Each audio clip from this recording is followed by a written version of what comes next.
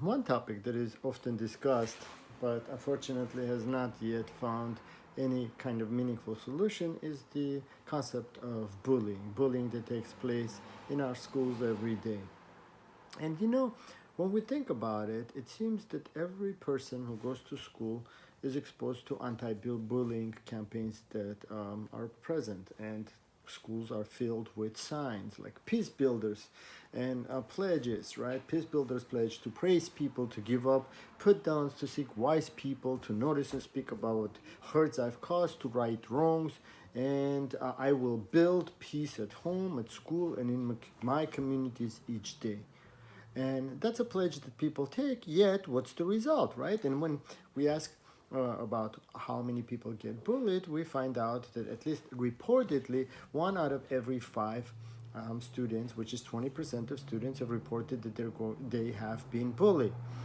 Incidentally, that number is massively, massively underrepresented, because I would honestly ask each and every one of you to look deep down and see inside you when you were in high school. And for me, that was over 3 decades ago, or school at any time.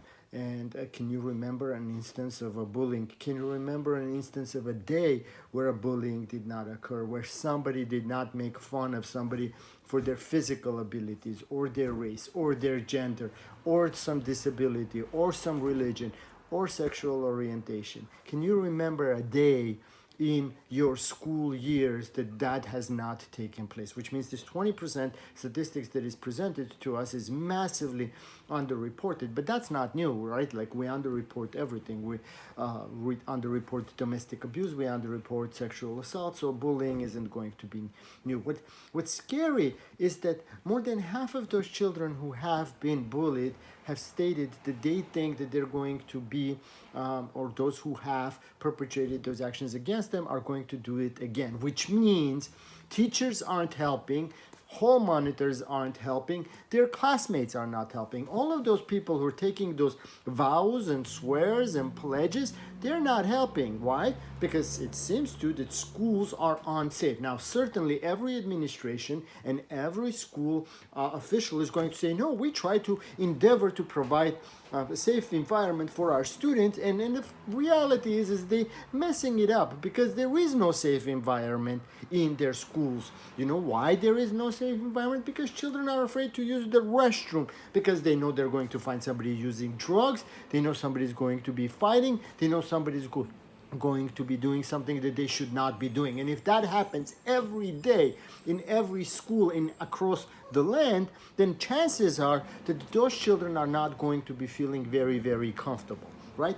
And when they're asked, where does the occurrences of bullying takes place, 43% of them say it takes place in the hallways. 42% says in the classrooms, right? Like, and the other portion is divided between cafeterias and bathrooms and few other places. Can you imagine that, right? Like, this is the place in public eye where those things take place. And here's the interesting takeaway that I get from this.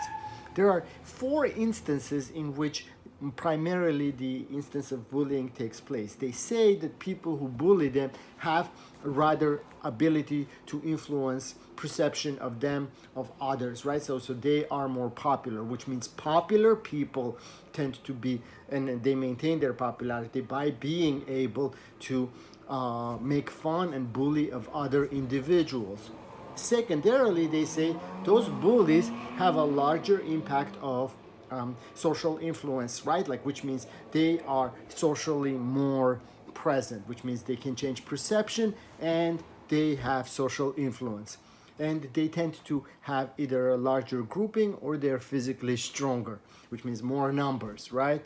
Or have more means. It's kind of funny. I don't know. I'm not trying to make this joke, but it feels to me like we're talking about like traditional notion of what the social influencer is, right? Like, they have a manner of changing perception, and they are socially affluent and economically flashing all kind of money, and they have a large following, and the end result is a whole society of people who go home and they cry because they're bullied, because they're teased, because they're ignored, and nobody in the school system is going to stand up for them. And even if there is, all of a sudden you have those groupings.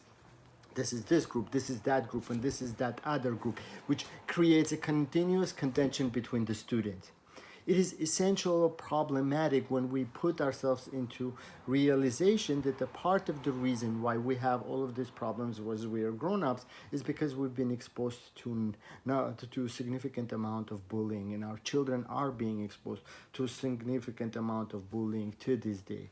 Aside from the appearance, aside from the socioeconomics, aside from access to resources, it creates an unhealthy place where we are unable to correct the wrongs, and more, we make our children feel as if they are continuously barraged and attacked and bullied. And we create an environment where they feel that that is normative and that's normalized, and that should never be normalized, because each and every one of us is responsible for the well-being of one another. But until we realize that that begins in high school, that begins in middle school, and that we need to make sure that those schools are safe places for those children, we will not, and I repeat, we will not be able to effectively make them believe that the society gives a damn about them, because they learn very early on that majority of teachers, the majority of hall monitors, and majority of adults that they come in contact with are going to be there to protect themselves and to screw them. And that is a bad lesson to teach our youth.